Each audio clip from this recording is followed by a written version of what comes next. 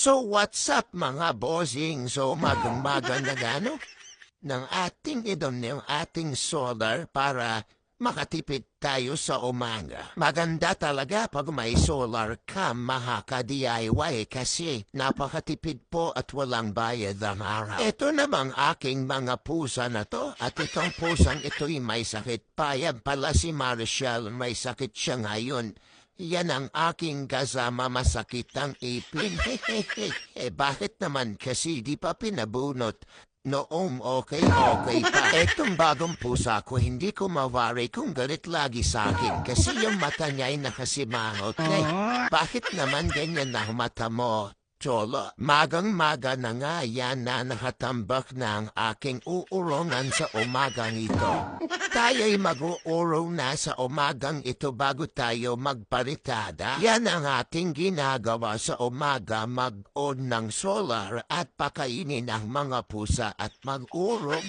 Siyempre, kailangan na rin natin magluto para kahit papano kakain na lang tayo mamaya. Kaya naman, ang pagkatapos na natin sa gawaing bahay, nagpunta na tayo sa piniradahan natin kahapon. Ito na pala yung part 2 na piniradahan natin kahapon. Naglagay lang naman pala ako dyan ng plywood at saka bakal para maging maganda yung kanyang forma. Kaya nga ngayong part 2 lalagyan na nating forma lahat yan para matapos na natin. Kaya binaba ko na nga yung pagyukayukan o yung pagpipinuhan ng ating buhangin para lahat ng ilalagay natin ay mapino siya. Siyempre, kailangan nating magtiyaga para may dilaga. Kaya nga nagsimula na tayong kumuha ng buhangin para gawin nating pino at yukayokin. Kahit na umuulan, sige pa rin ang pagtatrabaho kasi kailangan nating matapos ang bulok-bulok nating bahay. Kasi baka may tumawag sa ating trabaho, hindi natin magagawa itong ating bulok-bulok na bahay. Kaya naman minamadali ko na siya para hindi siya maging sagabal kung sakaling meron nagpatawag na magpatrabaho. Nagyokayok na tayo ng pino para mataparan na natin at may lagay na natin yung mga kailangan ilagay dito sa bulok-bulok kong bahay. Nagsalandra lang pala tayo ng kohonte o yung sakto lang sa ating gagawin kasi tayo naman ang maglaptapal niyan. Tayo rin magsasalandra.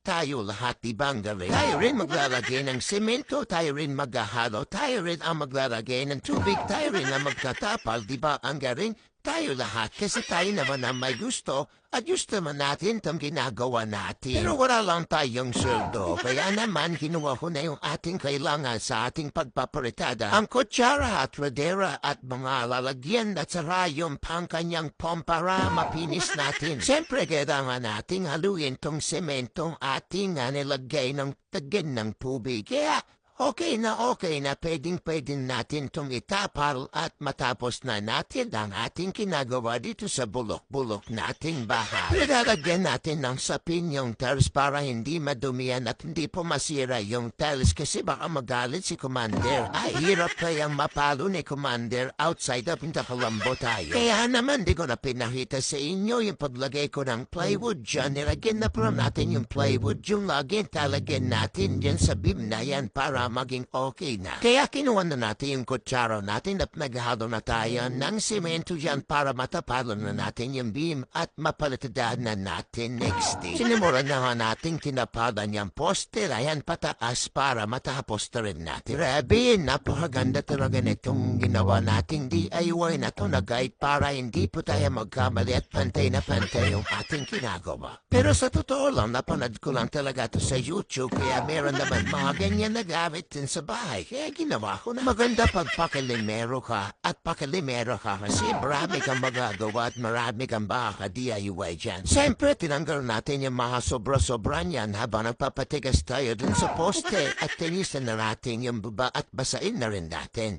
Tanggalin lang natin yung mga bato-batong nilaglag para pwede pa rin natin itapal yung mga malalaglag dyan. Kaya yan nagsimula na ako nagtapal dyan para matapos na at pwede na nating tapalan or palitadahan na naman ulit yung kapila. Medyo alanganan nga yung tungtuwan ko dyan kasi nakalagay lang yung hagdan sa gilid tapos kumakayang-kayang lang dun ko dyan. Ay, Sa bandang yan, nagpipinis-pinis na ako, pinapantay-pantay ko na para pekin ang partidahan anytime or lagyan na ang puro. So tumigas na pala yung poste na nalagay natin kanina, so lalagyan naman natin sa taas para tapol-tapalan na natin. Mahirap para tapol ka talagang pagsabasabayin na pagtapalan niya, mahayan ano daw. Humingi na ako ng tulong ko sa kasama ko para hawakan niya at tinalak namin yan. Sinimulan ko na palang tapalan at lagyan ng puro yan para tumigas agad at pabilis na matapos. Alam ko naman excited na ay matapos yan at pwede na natin ipinish yan or pwede na rin natin pinturahan. Pero grabe talaga yan ang pinakamahirap kung ginagawa yung magkanto sa poste na yan. Ang pagkaalam ko yan ang binabayaran ng mga tao na papagawa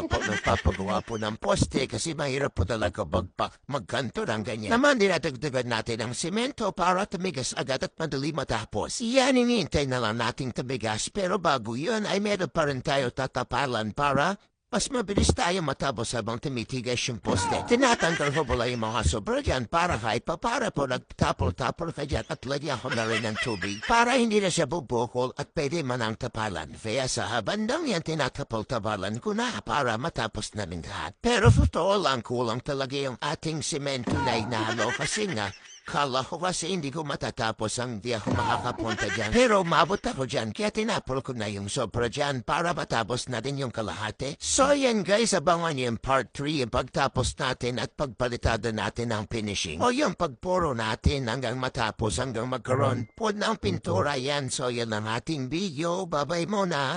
Abangan nyo na lang po yung part 3 natin.